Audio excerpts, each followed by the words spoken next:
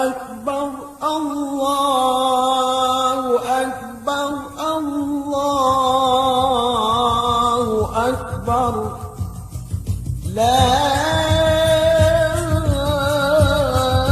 إله إلا الله والله أكبر الله أكبر ولله الحمد.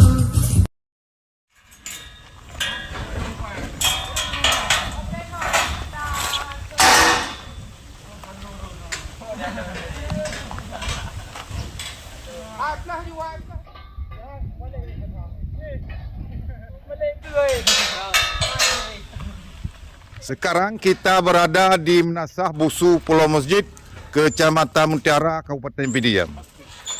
Ini merupakan aktivitas pemuda Menasah Pulau Masjid dalam rangka persiapan acara penyembelihan hewan kurban yang akan dilaksanakan besok tanggal 11 Juli 2022 di Menasah Busu Pulau Masjid.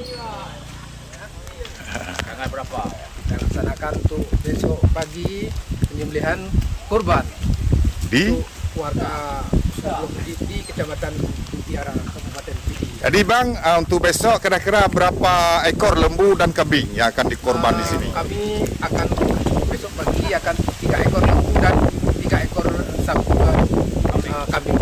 Jadi kambing gimana caranya dibagi juga? Kambing nanti udah kita potong dan kita bagi, nanti kita penyerahan untuk dimasak di Menasah untuk makan sama-sama.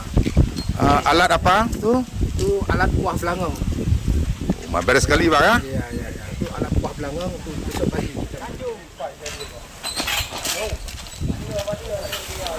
Lewat dia. Lewat.